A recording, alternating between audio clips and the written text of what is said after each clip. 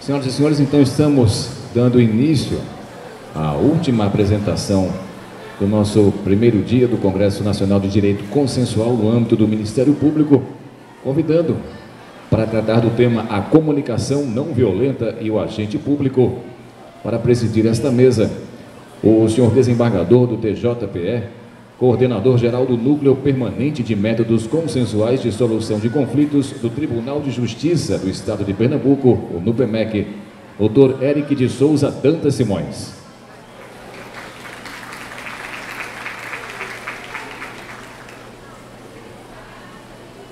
Convidamos para ficar ao lado dele o professor de Justiça Restaurativa no mestrado de Direitos Humanos da Universidade Federal de Pernambuco, Dr. Marcelo Pelizoli.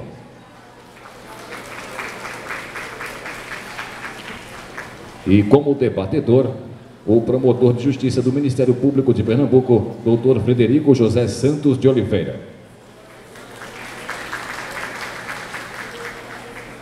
Vamos destacando neste momento que ao final da apresentação teremos o debate e as perguntas que devem ser encaminhadas por escrito pelo público presente que participa deste encontro. Boa noite a todos e a todas. Para mim é um grande privilégio e prazer retornar à minha casa. Eu fui 20 anos promotor de justiça, tive o privilégio de ser empossado procurador de justiça nesse auditório, que leva o nome do meu colega de turma, Rocine Alves Couto. Para mim é uma grande emoção, um grande privilégio, e de rever tantos amigos queridos do Ministério Público nos nossos 20 anos de caminhada ministerial. Bom, queria agradecer o convite do Procurador-Geral, doutor Liceu, doutor Fabiano também participou, doutor Sami presente, é uma figura realmente ímpar na constelação. E, sem mais delongas, registrando essa minha alegria e minha satisfação, eu vou ler aqui brevemente o currículo do doutor Marcelo Pelizoli. É graduado em Filosofia, doutorado em Filosofia e pós-doutorado em Bioética pela PUC do Rio Grande do Sul. Todos foram feitos lá. Professor de mestrado em Direito Humanos da Universidade Federal de Pernambuco. Doutor, Vossa Excelência tem a palavra. Boa tarde, boa noite. Obrigado pelo convite, Fabiano, uma alegria encontrar tantas pessoas queridas e conhecidas aqui, Temos Frederico, tive a oportunidade de ser seu professor, mas também aprendi muito com ele, Eric, que a gente já conhecia tanto e poder encontrar assim, pessoalmente, Daniele, que está aqui, uma referência na justiça restaurativa, Sami, que tivemos um encontro muito importante quando nos ajudou aqui a constelar a justiça restaurativa, a implantação que nós estávamos fazendo no estado de Pernambuco, 2015, Foi muito legal essa troca, até hoje a gente faz essa conexão restaurativa e sistêmica, tantas pessoas queridas. Eu encontrei a promotora Alda também, estava aqui, que era promotora do meio ambiente, agora é procuradora, não sei onde é que ela está, acho que foi tomar um café. E é uma alegria estar aqui, poder falar algumas coisinhas. Eu sei que o horário é meio cansativo, Aí eu trago meus bonecos aqui de CNV, porque Marshall Rosenberg, deixa eu passar para o lado da frente, porque eu estou me sentindo meio preso aqui. O Marshall Rosenberg, do qual eu tive a oportunidade de fazer um curso com ele no ano de 2005. Em 2005 eu conheci a CNV através do criador, Ele usava ele faleceu há alguns anos, ele usava sempre bonecos, quase sempre para trabalhar. E um dos bonecos principais era a girafa. E o outro boneco era um lobo, na verdade um chacal. Aqui no Brasil a gente fala do lobo e eu uso outros animais, eu uso também o dragão, que eu vou apresentar para vocês a história do dragão. Então a minha alegria é muito grande ver esses métodos sendo utilizados.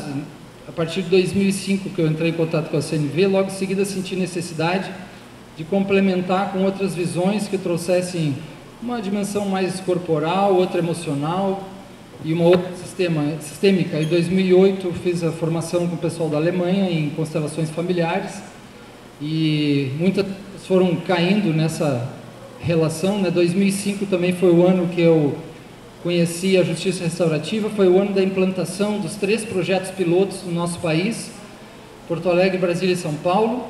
E muito interessante porque o método, a dimensão metodológica que organizava os círculos, processo circular, era baseada totalmente na CNV. Muito interessante isso. Na verdade, houve uma mudança aí a partir dos anos 2010, com a entrada do que a Daniele falou, da Kay Pranes, é um método mais rico, simbolicamente, bem interessante, né? Mas, na verdade, a essência da CNV e algumas práticas até continua. Então, para quem estuda justiça restaurativa, quer se tornar um facilitador, é quase condição sine qua non de ele ter algum conhecimento, né, de alguma metodologia de comunicação. E a CNV é essa metodologia mor. Aí hoje a gente trabalha conexão da CNV sistêmica, CNV as bases e as práticas, e também mais atualmente eu trabalho muito a CNV com a psicologia do self, que trabalha as nossas personas, né, os nossos bichos, os nossos animais e seres e crianças e controladores e críticos interiores. Para mim foi um grande achado isso, é quase que uma constelação interna com os nossos personagens, né? Então,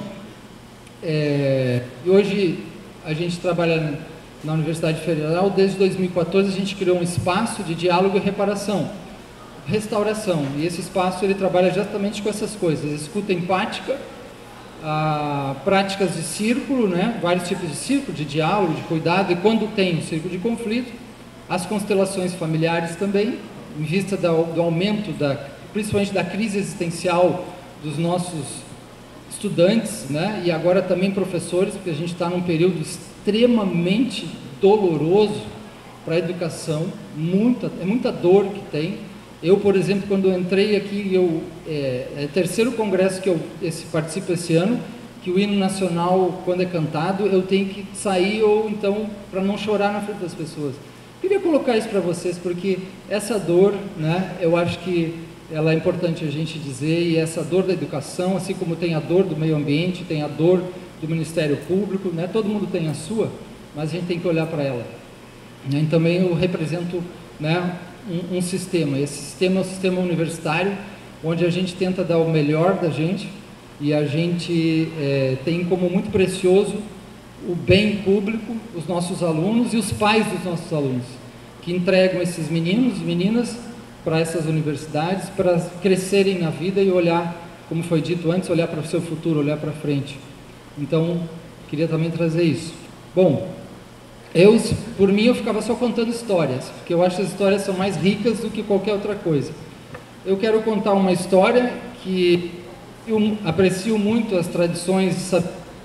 Uma dessas tradições é a tradição Sufi, né, que vem muito pelos árabes e tal, na Idade Média, e tem um sujeito chamado Nasruddin. Nasruddin era um grande mestre, é também um homem do povo, é um humorista maravilhoso, de grande sabedoria. O Nasruddin, uma vez, ele se tornou juiz leigo. Aí ele foi lidar com um caso. Vamos pegar o caso, é o casal. Aí veio a mulher e começou a dizer: esse safado, esse cabra safado, ele não presta, ele sai à noite, ele bebe, ele faz isso, ele é agressivo, às vezes não tem condição, e não sei o que. O Nasruddin é mesmo, é verdade, é isso aí, dando maior apoio e dizendo: você tem razão.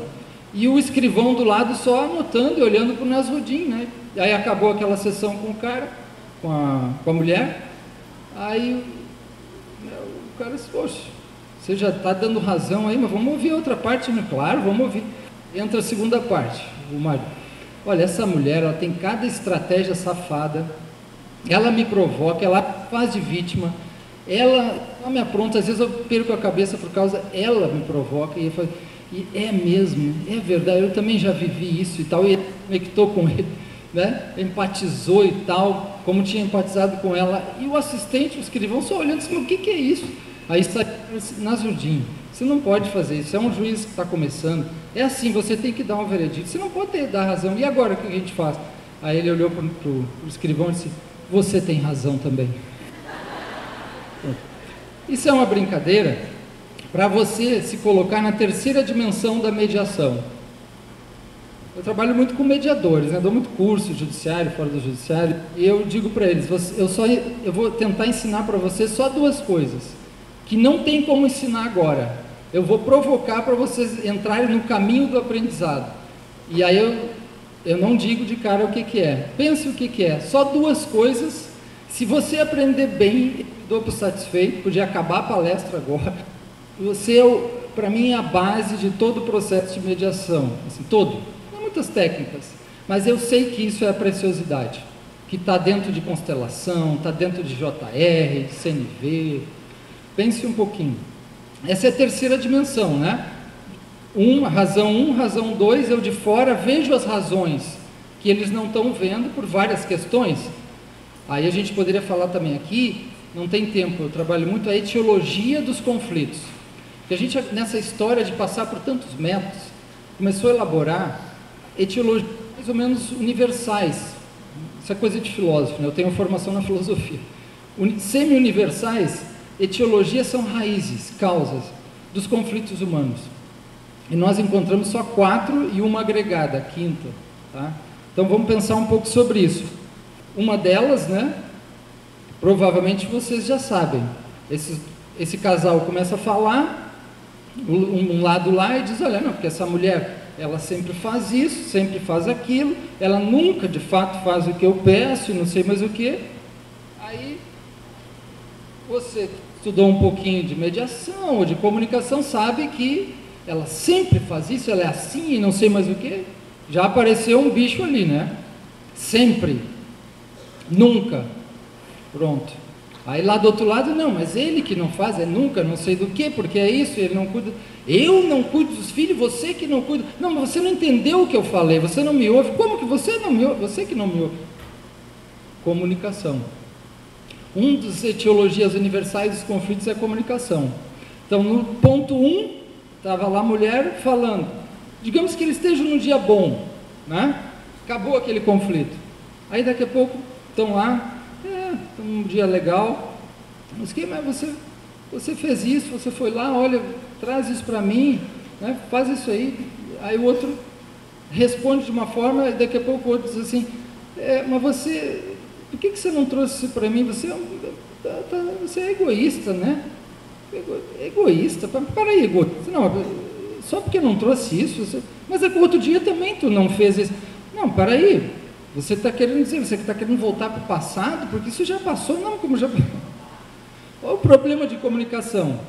Né? No primeiro, uma grande generalização. Sempre e nunca.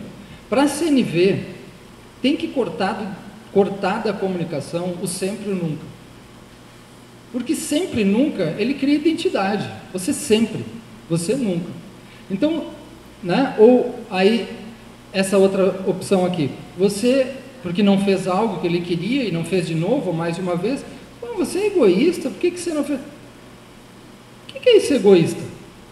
Um rótulo, um julgamento moral.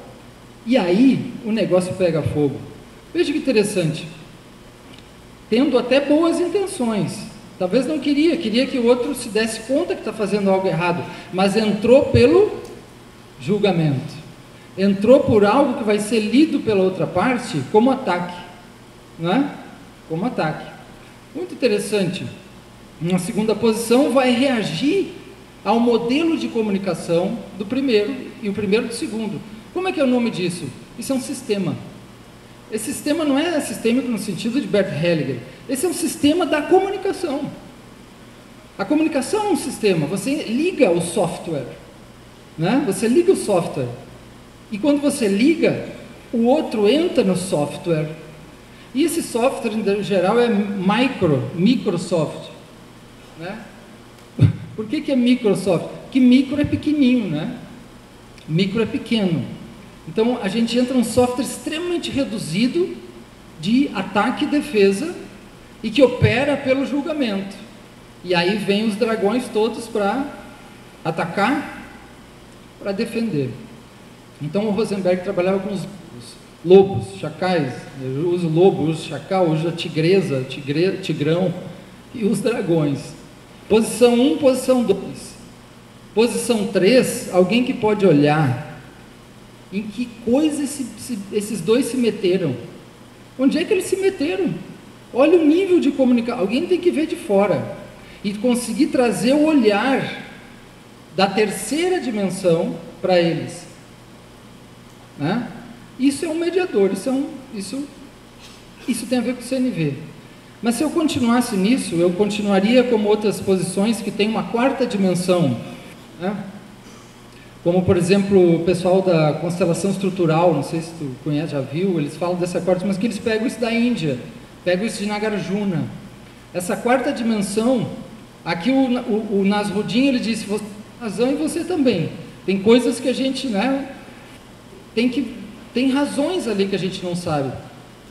Foi falado aqui dimensões inconscientes, dimensões de história, dimensões sistêmicas que as pessoas trazem, querendo nessa briga, por exemplo, ser reconhecido, né? Ou trazer os seus ferimentos e usar o conflito como sintoma, porque a gente tem muita dor. Usa o conflito como sintoma, e você não vê que o conflito é um sintoma, eu quero apagar, acabou, não tem aprendizado, não tem cura, cuidado desse bom conflito.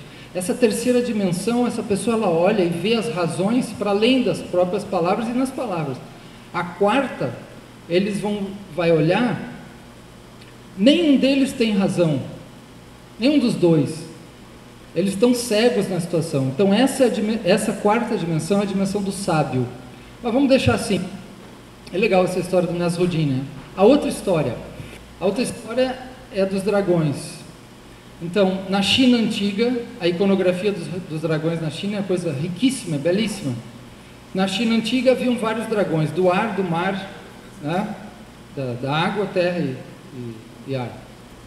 E existia um membro do Ministério Público, quer dizer, vamos trocar aqui, um mediador de conflitos, vamos trocar para não apanhar na saída, um professor da Universidade Federal, que dizia assim, conflito vem, é comigo mesmo, eu tiro de letra isso aí, o quê? Eu disse, não, esse conflito é comigo. Quer dizer, conflito e dragão, que era, né, a representação do dragão. Dragão pode vir que eu tiro de letra. Dragão, né? Eu vou dizer para você, eu até gosto dos dragões.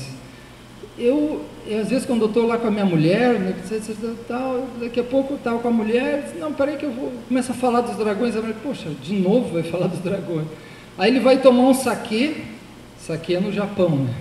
Vai tomar uma cachaça chinesa, começa a conversar com os amigos sobre dragão. Você de novo. Adesivo, botam do dragão no carro de boi, né? Naquela época, há 2000 anos atrás. Adesivo, não, poxa, esse cara... Aí um desses dragões ficou sabendo que esse cara gostava, né? Muito dragão. Eu vou lá, dá um dragão voador, dá um arrasante, e aí chega o elemento, adentrou o recinto. Essa expressão vocês conhecem. O elemento adentrou o recinto, invadiu, né? E abriu a sua boca com esse hálito maravilhoso aqui de fogo. Quando o promotor, já dizia promotor, quando o professor viu o dragão, saiu correndo para nunca mais. Essa história é trágica, né? A gente tem que chamar o Alberto Helling, porque ele tem os livros que ele vai corrigindo as histórias, é maravilhoso, né? Ele conta a história e vai dando um outro final, um outro ensinamento. Ele saiu para nunca mais. O que isso pode dizer para a gente? Os chineses criaram uma moral da história. Ou esse sujeito não conhecia os dragões, ou ele não gostava. Ele não tinha capacidade corporal, emocional, orgânica, real, de gostar. Ele tinha uma ideia dos dragões. Ou, então, na verdade, para a antiguidade, conhecer e gostar é muito próximo, né? Pensem sobre isso. Se a gente corrigisse essa história, ia ficar muito tempo aqui, porque aí esse sujeito que saiu, né, correr dos dragões, aí daqui a pouco ele se sente muito só, ele sente vontade de voltar para casa. O que é essa casa que ele sente vontade de voltar, né? O que é a iconografia arquetípica dos dragões? Vontade de voltar para casa. Mas ele tem medo. Aí daqui a pouco ele faz conhece alguém, faz um curso de CNV, Justiça Restaurativa, ou entra em contato com a visão sistêmica e ele começa um caminho de volta para casa. Interessante, a gente vê as pessoas com um caminho de volta para casa. Mas quando ele chega em casa, ele tem que passar por um portal, onde está lá os anjos, né, com as espadas, os vários monstros da mitologia. E essa casa é ele, são os bichos que ele carrega. E ele se dá conta de que esse dragão está dentro dele em primeiro lugar. E esse dragão está dentro do sistema dele. Esse dragão é a sogra. É brincadeira. Eu sempre brinco com a minha sogra, né? Eu digo, CNV só não funciona em duas situações. Uma delas é a sogra, tá? É brincadeira. Aí é que é importante. Quanto mais difícil a situação, mais CNV na veia, tá? Pense sobre essa história. Como que a gente vai voltar para casa e ter força, corpo, incorporação para lidar com os dragões que estão fora e que dizem uma palavra, né, seu filho da mãe, ou você não vale nada. Você não vale nada, mas eu gosto de você, pelo menos corrigida, né? O cara diz assim, minha mulher, você não vale nada fazendo isso, mas eu gosto de você. Bem machista, né? Tá? E aí os dragões lá despertam os dragões aqui. Eu me dou conta que cada vez mais a CNV é um meio para examinar os nossos bichos, a nossa fauna que a gente carrega na família, fauna, né, dentro da gente. Esse é um ponto que eu acho que vale a pena a gente pensar. Então, por que Rosenberg escolhe a girafa? Porque ela tem um coração maior dos mamíferos.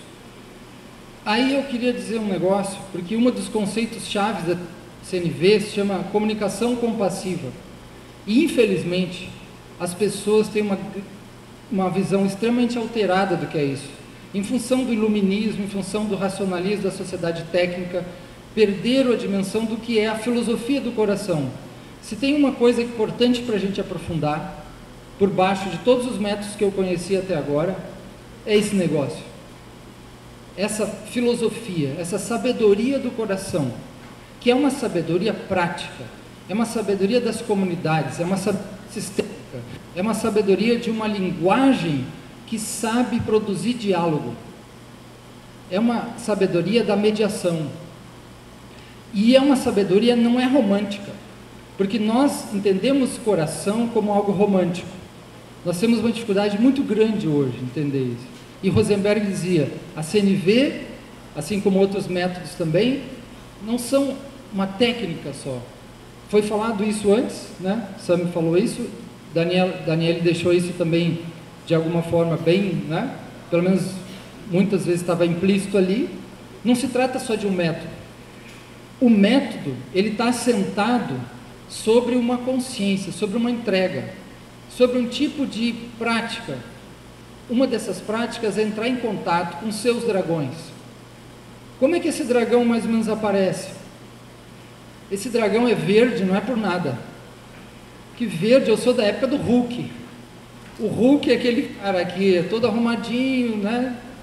Seguindo o padrão, daqui a pouco provocam o Hulk, dão uma porrada no Hulk uma vez, duas vezes, pega, né? Saem com a namorada dele, não sei o que, provoca, aí daqui a pouco ele se expande e vira um cara super musculoso, né? E que explode. É fantástico, porque é uma metáfora de como a gente funciona muito nas relações. A gente acessa essas monstruosidades nossas, né? Principalmente pela família da raiva, que está dentro do ciúme, da inveja, da mágoa, do rancor, do ódio, uma família imensa, que a gente percebe cada vez mais. Se você não passar por essa família, se você não tomar consciência dela, fica muito difícil, porque ela separa, ela boicota, ela congela, né? Então, esse metáfora do Hulk era muito interessante, porque ele vinha com aquilo que estava guardado. Tipo assim, esse casal ali ficou segurando coisa, né? Não fala, não expressa, chega uma hora que explode.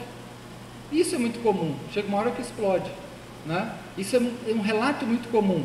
Professor, se eu tenho que usar uma linguagem do mediador, ou de, né, uma linguagem da paz e tudo mais, o que vai acontecer comigo? Eu vou ter que ser bonzinho? Eu vou ter que calar muitas vezes? Eu vou ter que aceitar a injustiça? Não.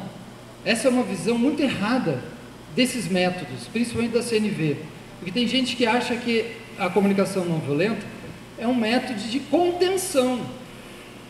É um método de contenção, é um método de regramento, de controle de emoção, né? É um método onde você racionaliza, usando essa técnica racionalmente, eu vou lá e eu acerto essa relação.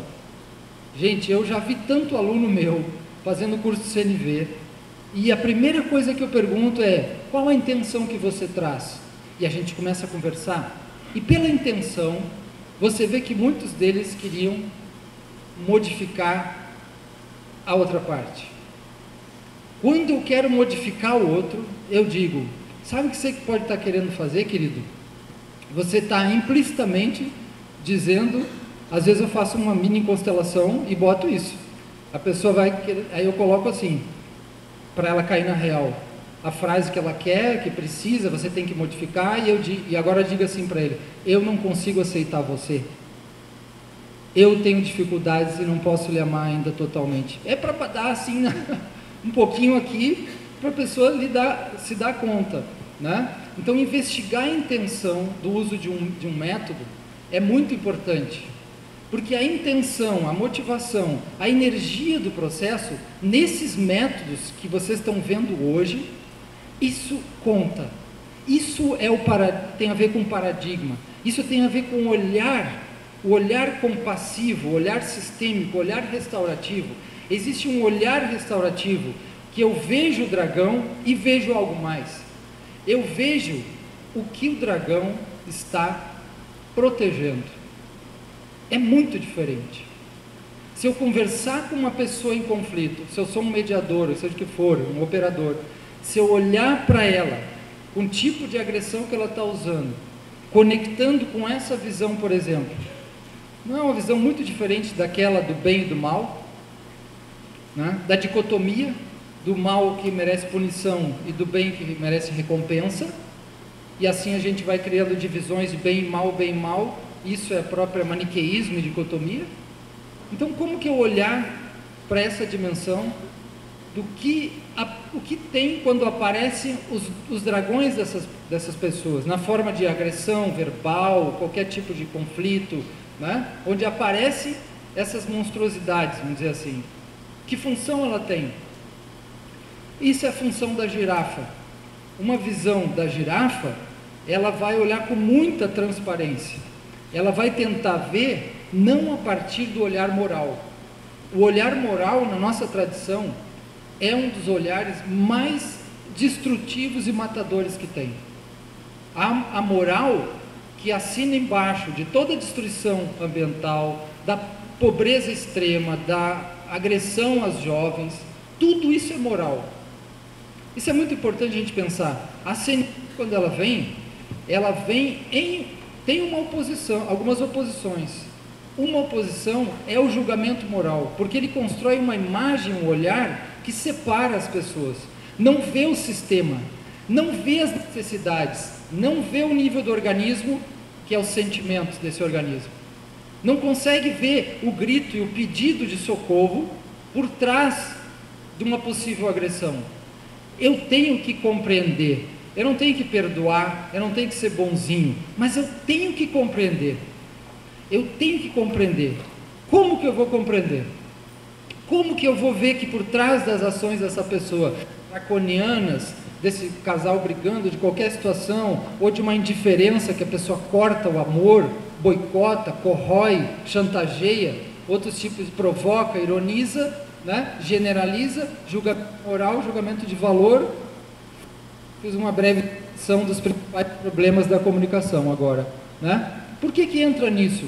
Porque é mal, porque não presta, professor, porque é egoísta. Imagens. imagens do julgamento. Qual emoção monta uma imagem de julgamento desse tipo muitas vezes? É uma emoção ligada, como foi falado antes, à justiça, ao equilíbrio, a perceber o que está acontecendo na realidade dessas pessoas, ou é a velha emoção da raiva, que é muito difícil para ela lidar com transgressões ou coisas que ferem, e vem a raiva e me protege. E aí uma das formas de punição é a punição. Nós temos que investigar muito a mecânica, a energia e o sistema da punição, conectado à dimensão dos julgamentos morais, das imagens que nós fazemos das pessoas, imagens em geral de separação, que perdem a visão do contexto, história de vida, como a restaurativa recupera, emoções, organismo e sistema. E o que a pessoa precisa e sente? Agora, eu fui no fundo do ser humano. Se eu quero entender um ser humano, eu vou ter que olhar o organismo humano. Olhar um organismo humano, individual e social, um corpo, eu vou encontrar emoções, necessidades, né? Emoções, sentimentos, sensações, necessidades, relação, comunicação, e um sistema onde ele está contextualizado. Isso é outra visão. Isso é a visão por trás do dragão. Isso é a visão girafa. A girafa tem uma visão ampliada, mas não é a visão. A nossa tradição ocidental é muito ligada ao ver. Essa tradição da filosofia CNV e do coração, ela é mais ligada a qual sentido? Ao ouvir. Ao ouvir. O dragão, ele está com as orelhas fechadas. Essa é a grande diferença. Na verdade, é o coração e que tem conexão diretíssima com o ouvir. Então, qualidade mestra de uma girafa, digamos assim, dessa persona, desse modo de ser que nós temos, é o ouvir, né? E aí eu volto àquela primeira questão que eu digo que eu ensino para os mediadores. Só duas coisas. Bem difícil. Você agora vai ser provocado e vai tentar fazer isso. Onde, professor? Com a sua sogra, com a sua mulher. Eu quero ver o bicho pegar, porque isso não é teórico. O que é? É a escuta. É a escuta. É a escuta. Mas às vezes eu escuto ela e não tem diálogo, e não funciona, não sei o que, não tem diálogo. Não tem diálogo, não teve escuta verdadeira. Tecnicamente, você só pode usar a palavra diálogo se tem o pilar da escuta. Está errado usar a palavra diálogo quando não tem escuta real. Aí, uma das primeiras coisas que a gente tem que trabalhar: quais os obstáculos da escuta? Nesse ter razão 1 e ter razão 2. Mas isso tem que começar na primeira pessoa. Eu faço a experiência dos dragões, eu faço a experiência do julgamento, eu me vejo na experiência de um ser humano que tem dor, sofrimento, e eu uso os meus protetores, uso as minhas monstruosidades, né, para me defender, para conseguir as coisas. E aí a gente vai entender que a gente está num modelo de relação, comunicação, relação, com muita violência. Por isso que a CNV é comunicação não violenta, tá? Volta aqui, escuta, é o primeiro pilar. É tão precioso, isso está na psicologia, na filosofia, nas tradições, e é o mais difícil, é muito difícil. Uma escuta muito presente é muito difícil, tão difícil quanto preciosa. Agora, a escuta, ela é passiva, ela é mais passiva, muito receptiva. Qual o elemento que tem que conectar ativo, né, aqui é mais receptivo, aqui é mais expansivo, é um par complementar. Como que eu sei, como mediador, se o negócio está bloqueado? Como que eu faço com a minha ação? Eu não interfiro, eu não manipulo. Tem uma forma mestra de fazer isso, que a nossa linguagem sabe e esqueceu muito, e muitas vezes utiliza de modo falso, manipulado. O que numa relação de vocês, numa relação de casal, de amizade, como que você sabe se a pessoa está conectada com você? O olhar, tudo mais. mas às vezes ela está olhando e não está escutando 100%. Como que você sabe? Como? Pela pergunta. A CNV é uma sabedoria como Sócrates, da pergunta. Ela não é uma sabedoria de informação do que está certo e do que está errado. Ela é uma sabedoria de uma entrega, por isso o coração, a escuta do sofrimento e das potências humanas, do enriquecimento da nossa vida. Essa é a potência, a força, o amor intenso, a qualidade da generosidade, os grandes valores. Muita força, muita potência, criatividade, sexualidade, afetividade, vontade de viver. Isso é o que é recuperado no coração. E a outra é uma imensa capacidade para o mal. Só que para a CNV, quando eu digo mal, que imagem é essa? O que ele está defendendo? Qual sentimento e sensação desse organismo brota para que chame os seus dragões? O que ele precisa? Necessidade. Sentimento, necessidade. Agora eu entendo um organismo humano. Começou a mudança de olhar e de paradigma. Gente, tem duas coisas básicas para aprender, eu acredito. O escutar, onde, por exemplo, quando eu aplico isso com constelação, né? Quando você para e silencia, é onde se diz que abre um campo, isso é uma escuta. Eu escuto algo maior, eu escuto os pais, eu escuto o que está querendo falar. Quando CNV, eu quero resolver algo, tenho que fazer um esforço de escutar mais. E por que escutar é difícil? Porque não é intelectual. Escutar não é um ato intelectual. Escutar é um ato corporal.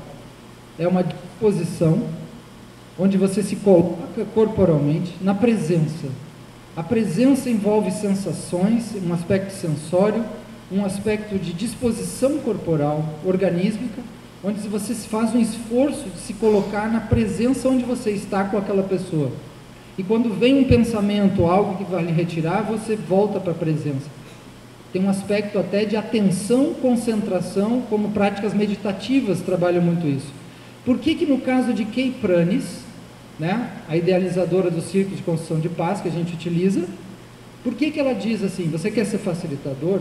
Tem algumas técnicas muito importantes para você aprender. Uma delas é a meditação. Por quê? Porque lhe dá uma claridade, aumenta a lucidez, aumenta a capacidade de presença. O aspecto da pergunta, ela cria conexão, ela abre. A resposta fecha. Definição, dar fim. E a pergunta, ela vai abrindo. E ela tem uma qualidade de, talvez eu não saiba. Nesse casal, se ela pudesse dizer isso, isso é muito ruim para mim, me sinto mal quando você sai e não me avisa, porque eu não consigo aceitar isso. Como é que é para você? Isso é CNV? Que essa frase foi inventada? Não, gente. Essa frase existe no dia a dia. Nós esquecemos de usar o melhor da comunicação, que contém fatos no mundo. Se a gente continuar no julgamento, a gente fica num imaginário maior. Isso é uma coisa muito interessante, muita gente que tem contato com a CNV não percebe isso também, precisa aprender esse ponto. Com essa visão, você é muito mais específico. Qual o problema? O que lhe incomoda? Né?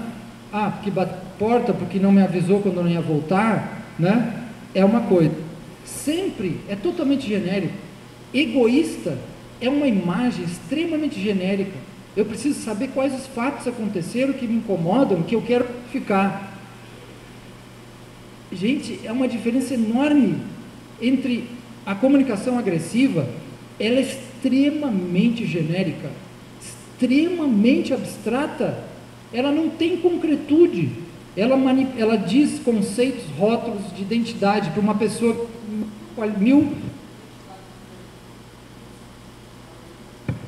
acho que voltou, que tem várias faces diferentes, escolhe uma face da pessoa e aprisiona uma pessoa dentro de uma face, ajuda ela a afundar dentro daquilo, né? Generaliza com sempre, com nunca. Percebam isso, olhem nos seus modelos de comunicação e vejam, quando tem maior nível de conflito, tem um nível de generalização muito grande. Você começa a falar, esse ponto é ruim para mim, eu não gostei, não me sinto bem, eu preciso que isso modifique, vamos conversar? Todo o método básico de CNV eu usei nessa frase, todo, o método fundamental, 4 passos. Eu vejo as coisas, aconteceu isso, fatos no mundo. A maior parte das discussões tem um aspecto imaginário. Aí a gente pode pegar raízes sistêmicas, raízes em dores anteriores, infância, né? Várias situações, mas são imaginários. Eu trabalhei 1 ano e meio, 1 ano e 8 meses no presídio, e aí a minha dor maior é que tinha muitos problemas reais. A maior parte dos meus alunos de cursos, né? Seja online, que a gente dá na Universidade do Cero, seja presencial, não é brincadeira, eu digo, a grande maioria, os problemas são irreais. Se você quebrar uma perna, precisa de um médico, se você está sem dinheiro para pagar o aluguel, está com fome, estão destruindo a natureza que você precisa respirar, estão atacando, né, querem lhe matar, isso é real. Percebam que uma grande parte tem um nível de imaginário, que eu posso até dizer, porque tem ligação com a infância, tem ligação com isso, tem ligação com aquilo, ok, tudo já morreu, tudo já passou e tudo já foi, mas fica pela memória, e a pessoa traz. Então, quando eu olhar para essa pessoa, eu tenho que olhar um sistema de memórias, um mundo imaginário, e muito erro, muito engano. Me desculpa, agora eu vejo, eu me enganei, eu estava muito enganado. E aí o velho tempestade em copo d'água, né? Velho tempestade em copo d'água.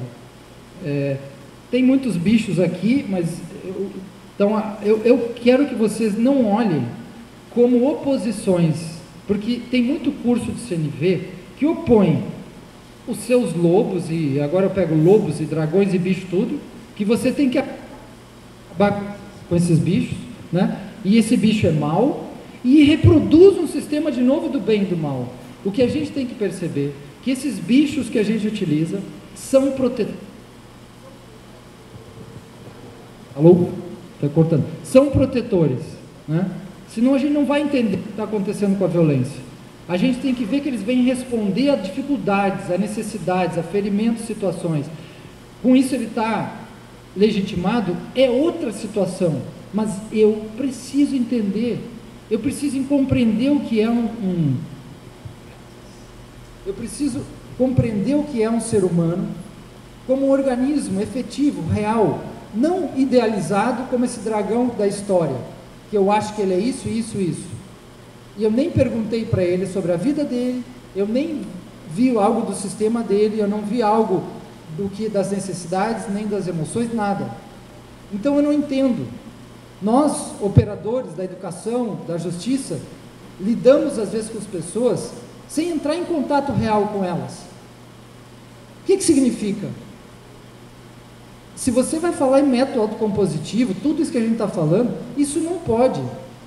Ok, 10 minutos. Isso não dá, porque esses métodos não são apenas métodos tecnológicos, eles têm um envolvimento de uma consciência, de um paradigma, de uma entrega, de um olhar, né, restaurativo, sistêmico, que a gente chama de compassivo, mas que desde que a pessoa não entenda como que vai perdoar, que vai ser bonzinho, despotencializar, porque é um olhar de transparência, de coração, coragem, muita coragem, né? Muita coragem para olhar para si e olhar para o outro.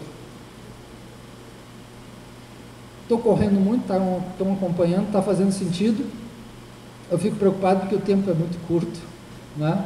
E o que eu estava falando para vocês é não pensar apenas uma oposição radical, mas pensar que nós usamos esses mecanismos numa forma muito humana, e que para esses bichos diminuírem, né, precisa de um certo tipo de trabalho, que não é só a oposição, né? Porque os bichos protetores que acabam atacando vêm porque, de alguma forma, tem uma função. Eu preciso compreender a função desses bichos, para que eles descansem um pouco mais e possam usar outra forma, onde a pessoa vai acessar dimensões de ferimento que ela pode estar carregando, vai acessar de por que ela estava usando aquelas emoções de raiva, né? Agressão, né? Vai tentar acessar e de fato começar a realizar, por exemplo, num agressor, a prática da responsabilidade. Não pode ser uma coisa só teórica. Então, essa visão, principalmente restaurativa, ela precisa que a pessoa entre na responsabilidade, que ela faça a experiência, né, das dificuldades, experiência do que causou no outro. Não é uma coisa só de uma informação, né? Esse é um ponto bem importante para a gente colocar. Se eu fosse resumir CNV, então, no método, pense o seguinte: 4 passos. O primeiro, como eu vou olhar para o julgamento moral, não o juízo de fato, né?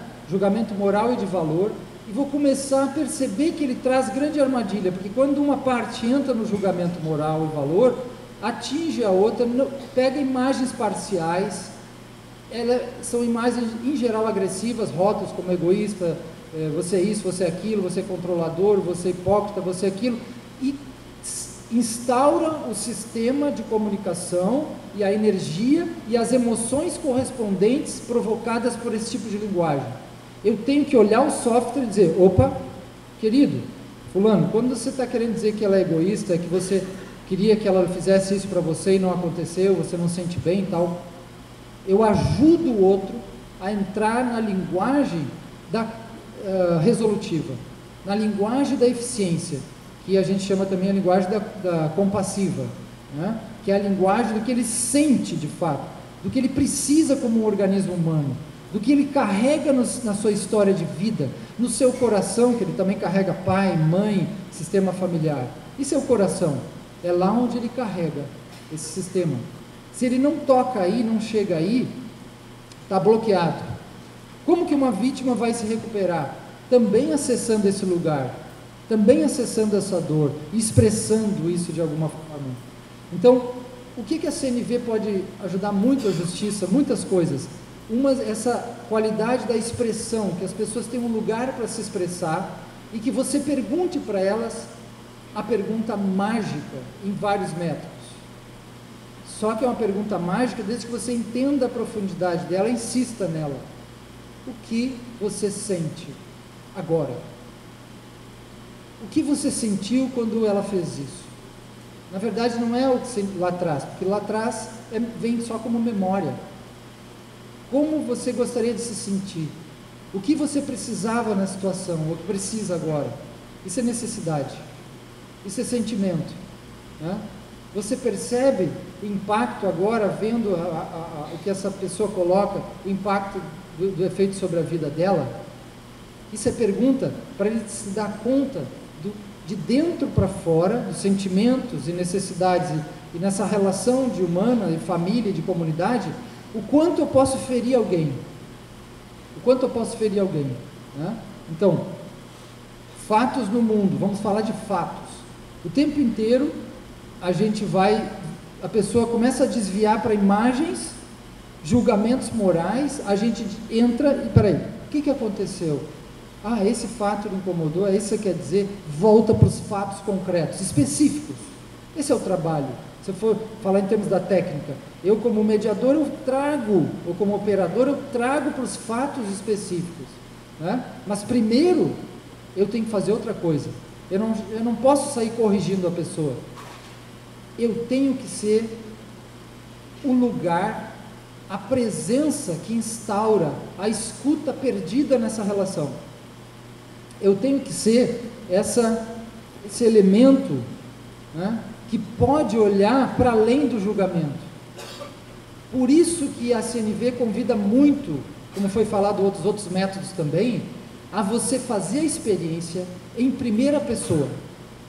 Quando você tem uma experiência em primeira pessoa de como você está funcionando emocionalmente, seu aspecto reativo, draconiano, lobos, como você fecha a escuta, entra no julgamento, perde a visão de necessidades e sentimentos e a forma de pedir, né? Entra em generalização, chantagem, ameaças, bloqueios, indiferenças, né? Todo esse leque. aí você tem uma experiência muito vivida, muito própria de como as coisas se bloqueiam. E aí você tem a qualidade de ver também, quando você tem essa experiência maior, de ver as girafas, ver os corações por trás dos lobos e dragões e tigresas e diabo a quatro. Essa experiência a gente faz, a gente tem isso, não é artificial. A gente usa isso com os filhos, muitas e muitas vezes, com os amigos. A paciência que a gente possa ter, a qualidade da escuta, e a gente chega, meu filho, o que você está sentindo? O que você está precisando? Olha isso que você faz, você não acha que está errado? Ó, isso é gentileza, isso é o auge da comunicação humana. Eu pergunto para ele, eu não vou impor, né? Eu não vou impor, eu pergunto, eu ofereço, esse é pedagógico, eu ajudo ele a entrar na consciência, essa minha energia, essa minha comunicação, chama ele ao centro, ao coração.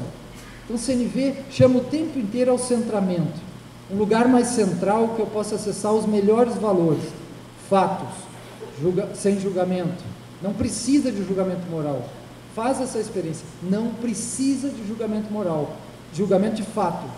Segundo ponto, você vê que são organismos que sentem, e esse que sente determina a vida das pessoas, sensações, sentimentos e emoções, e você sabe pelo sentimento se ela está presente, se ela está com dor, se ela está algo, se resolveu o conflito ou não. A pessoa diz, não está leve, não está adequado, não me sinto bem. E você entra pelo sentimento, como se sentiu naquele momento, como que você sente, né? E aí investiga, olha o sentimento, pela pergunta, pela escuta e pela pergunta, e vai ver as necessidades, porque as pessoas entram em conflitos, basicamente não é só por sensações e sentimentos, porque elas estão conectadas com necessidade, me roubou algo, fez isso, me agrediu, e aí eu aciono uma emoção, e aí girafas vão-se embora. Eu tenho que poder ajudar a resgatar o melhor que as pessoas trazem, né? A partir dela, porque o meu nível de ensinamento, de conexão, de consciência pode ser diferente, tem que ser a partir do nível dele. O que é possível para você fazer, né? Então os sentimentos, as necessidades em jogo, possivelmente vai aparecer necessidades que estavam ocultas nesse processo, que o diálogo vai abrir. E aí a gente vai pedir e cobrar responsabilidades, e pedir e fazer a justa medida, né? Então isso é a terceira posição, conectada com a quarta posição, que é uma sabedoria maior desse contexto, uma sabedoria que a gente está no reino de sofrimentos e necessidades. Esse é o sábio, que está dentro da gente, é uma girafa que olha essas crianças brigando, essas crianças que tiveram problema familiar, essas crianças que estão sendo atingidas pelo que está acontecendo no país, crianças grandes, que estão sendo atingidas, vê necessidade, vê sentimento, e esse mediador da terceira posição vai conversar, e vai dizer quais as suas razões, quais as suas, o que você gostaria de dizer para esse, de uma forma clara, direta, e entrando na vulnerabilidade. Se a gente não aceita a vulnerabilidade, fica muito difícil, tá? Então, o tempo esgotou, deixo ali contatos para mais textos e cursos, no caso online, na Universidade do Ser, de CNV, CNV Sistêmico, CNV do Self e tudo mais, e a gente está por aí, agradecendo muito a todos. Vou deixar a girafa aqui e, obviamente, o dragão do lado, para vocês não esquecerem dos seus dragões, que são importantes também, né?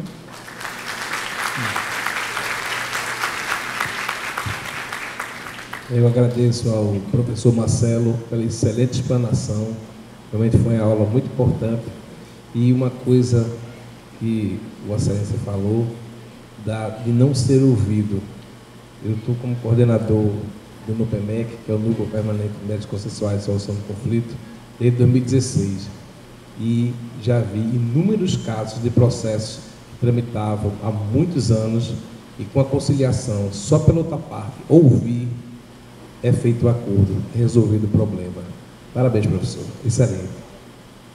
Vamos agora ouvir nosso colega, promotor de justiça, Frederico José dos Santos de Oliveira, que é professor de Direito Civil e Processo Civil, professor da pós-graduação e mestre em Direitos Humanos pelo UFPR.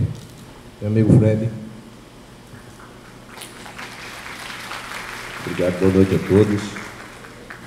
Desde logo quero agradecer, na pessoa de Fabiano, a honra que me foi deferida aqui com o convite para participar do debate aqui do Congresso. Parabenizar o staff, que é muito prestativo, muito solícito. A própria ideia do Congresso, bem idealizado, bem planejado e, pelo que a gente está vendo, bem executado. Dizer da minha alegria de estar ao lado do desembargador Eric Simões, amigo de velhas jornadas no Ministério Público, não é? A quem eu posso oferecer minhas saudações tricolores, com todas as agruras e esperanças, não é? Dizer da minha admiração, do meu carinho pelo professor Marcelo Pellizzoli, meu orientador no mestrado em Direitos Humanos, a quem eu tenho o orgulho de receber com certa regularidade na minha casa, e cada vez que eu ouço o Marcelo, para mim é um presente. Foi o Marcelo que me apresentou a visão sistêmica do conflito, me apresentou o estudo das sombras, me apresentou a ética de alteridade em Levinas, e sempre trata de comunicação não violenta. Parabenizá-lo pela palestra e pontuar aqui algumas observações que me parecem muito pertinentes, prometendo que eu não vou exceder os 10 minutos que me são deferidos. Primeiro, dizer o desafio que é, dentro das nossas instâncias duras de repressão, falar sobre comunicação não violenta. Dificílimo, e mais ainda imaginar como é que a gente viabiliza isso na prática. Acredito que é possível. Na fala de Marcelo, acredito que já sobressaem dois aspectos que a gente precisa compreender bem. O que CNV não é.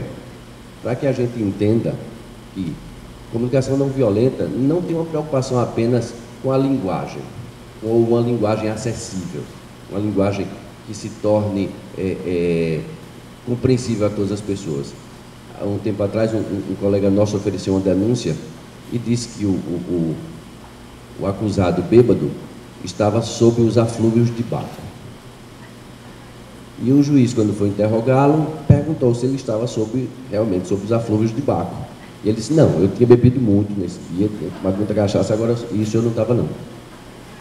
Comunicação não violenta não tem a ver apenas com essa acessibilidade da linguagem. Claro que ela busca o entendimento. Comunicação não violenta tem a ver com o valor base que conecta as pessoas, que é a comunicação. Acredito que é impossível nós chegarmos a algum nível de entendimento se nós não nos comunicarmos. Por isso que a comunicação vai estar presente em todas as técnicas, em todos os métodos. E aí, eu tenho duas questões para trazer. A primeira que demanda respostas, a meu ver, importantes. Para nós, agentes públicos. Primeiro, o que a comunicação não violenta tem a nos oferecer, já que estamos em instâncias que não lidam com comunicação não violenta em regra. Eu penso, a comunicação não violenta, ela nos ensina a estabelecer conexões com as outras pessoas. Não importa se é o nosso familiar, se é o nosso colega de trabalho ou se é o réu. Nós precisamos criar empatia. Quando a gente estabelece os níveis de empatia e de cuidado, a gente se coloca no lugar do outro e ele se sente prestigiado pelo nosso cuidado e tende a retribuir esse cuidado. Recentemente ocorreu uma situação muito peculiar. Eu trabalho na promotoria de família, inclusive nós estamos, até com a ajuda de Marcelo, implementando práticas restaurativas na promotoria de família de Caruaru. E numa determinada audiência, que eu não tinha visto a pauta, disseram que era uma investigação de paternidade e o suposto pai chegou, o investigado chegou para ser ouvido. E de início, eu pensei que se tratava de uma instrução, que seria o depoimento pessoal dele. Imaginei, então, é mais um pai que não quer reconhecer a paternidade, não quer reconhecer o filho. E comecei a perceber que ele tinha um jeito meio folgado, meio espaçoso, um sorriso meio sarcástico. E comecei a caricaturá-lo na minha mente. E comecei a fazer algumas anotações para montar um cerco sobre ele. Quando esclareceram de que se tratava, era um procedimento administrativo de averiguação de paternidade, e ele estava ali para reconhecer espontaneamente, voluntariamente a paternidade. Aquele cerco que eu estava montando para ele estava diretamente relacionado com a imagem que eu criei dele, com a minha má observação, que gerou em mim raiva. Que gerou em mim raiva. A raiva decorria, o professor Marcelo estava falando de sentimento, da minha necessidade de querer que ele reconhecesse a paternidade. E, em razão de uma observação mal feita, de uma percepção equivocada, em razão de um sentimento negativo, a raiva, de uma necessidade que eu tinha estabelecido, uma expectativa de frustração, eu me determinei a agir de forma a atingi-lo. Por sorte, não chegamos a isso. Tudo foi esclarecido. Mas o que eu quero dizer é que esse tipo de situação decorre de que nós fazemos julgamentos. Os julgamentos são importantes, são essenciais, são inatos à nossa natureza humana. A gente só chegou como espécie até aqui porque nós fazemos julgamentos o tempo todo. O problema é que no mundo de hoje nós começamos a dar uma proporção exagerada a esses julgamentos e eles começaram a ficar muito automáticos. Daí que um dos desafios para a comunicação de nós, agentes públicos, é fazer a observação sem fazer os julgamentos, identificando os julgamentos automáticos. Era isso que o professor Marcelo estava afirmando ali, que é extremamente valioso para nós. Uma outra questão que também me parece cara, e essa tem tudo a ver com as nossas tradições duras, baseadas, basta a gente pensar, a nossa tradição jurídica é romano-germânica, daí a gente imagina o quanto de violência está presente em toda a história, na cultura do que nós empregamos.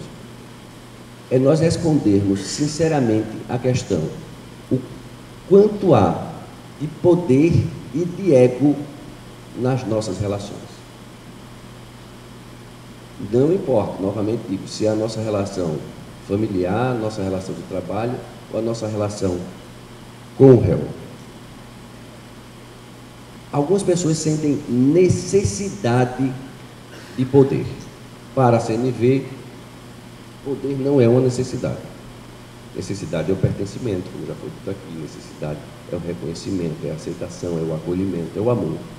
E talvez, por medo de não ser reconhecido, de não ser aceito, de não ser acolhido, de não ser amado, a gente queira exercer poder, porque o poder traz a impressão de que aquele que nos atende está nos reconhecendo, está nos aceitando. Parece-me que a questão de enfrentar os nossos medos é essencial para que nós tenhamos uma comunicação não violenta. Da mesma forma, com o ego. Tem um pessoal de psicologia aí. Então, qual a função do ego? É essencial nos identificar nossa personalidade, criar um senso de realidade. Mas se o ego se inflamar demais, se o ego crescer muito, ganhar uma força desproporcional, ele vai começar a ignorar os nossos próprios erros. E isso vai gerar julgamentos equivocados. Ele vai começar a dizer, se eu me basto, o que vem de fora não me interessa, não me importa. E na medida que eu ignoro o outro, que eu ignoro o erro que eu cometo contra o outro, eu pratico violência. E aí vem a grande questão. Nós temos consciência da violência que nós praticamos. Por quê? Em alguma medida, ainda que para fins de proteção ou de autoproteção, nós somos violentos. É preciso que nós tenhamos consciência da amplitude e da profundidade da violência que nós praticamos. Não importa se é com o nosso familiar, com o nosso colega ou com o réu. Nós, do Ministério Público, temos uma função que nesse momento histórico é particularmente importante, que é o de reconstruir. Nós somos reconstrutores do diálogo no nosso país. Dia, por intermédio da, logo, palavra. Se nós queremos construir diálogo, nós precisamos usar a palavra que não agrida, porque a agressão, a violência, ou provoca fuga, ou provoca reação, que no mais das vezes também é violenta e gera a espiral da violência. Diálogo e respeito. Respeito e respectos, de olhar mais uma vez. Quais são as coisas que merecem um segundo olhar? Quais são as pessoas da nossa lida, inclusive no trabalho, que merecem um segundo olhar? As pessoas que merecerem um segundo olhar são as pessoas que, de fato, nós respeitamos. Por isso, eu acredito que nós temos que assumir algumas responsabilidades diferenciadas do que, tradicionalmente, ou nos paradigmas que já estão postos, nós precisamos assumir responsabilidades diferentes, algumas desses paradigmas, sem negá-los, absolutamente. Então, gostaria só de encerrar dizendo, para a CNV, a grande necessidade de todos nós é cuidar da vida. Mas nós só vamos conseguir isso se nós nos esforçarmos para expandir a nossa consciência, para estabelecer um nível de autoconhecimento que seja suficiente para criar paz compartilhada. Era isso que eu tinha a dizer. Muito obrigado pela companhia.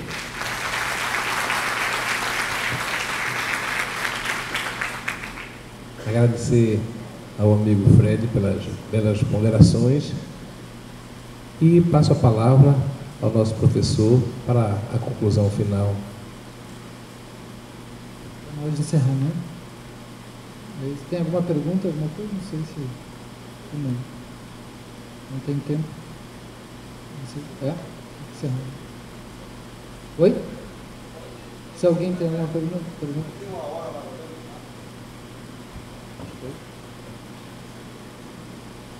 Então, gostaria de agradecer mais uma vez, né, o convite a todos. Aqui está ao lado dos amigos aí, Fred, Eric, e encerramos por aqui. Vamos tomar um café, um negócio, uma cerveja.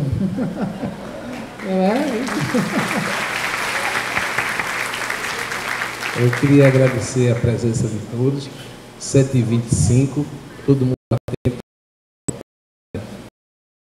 Realmente, devido à belíssima palestra do professor Marcelo e os comentários aqui do nosso amigo Fred.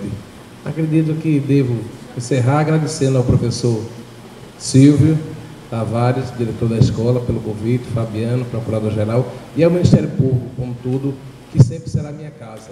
Estou há 7 anos no tribunal, mas o que me chamarem, estarei presente sempre com o maior prazer. Muito obrigado a todos, boa noite.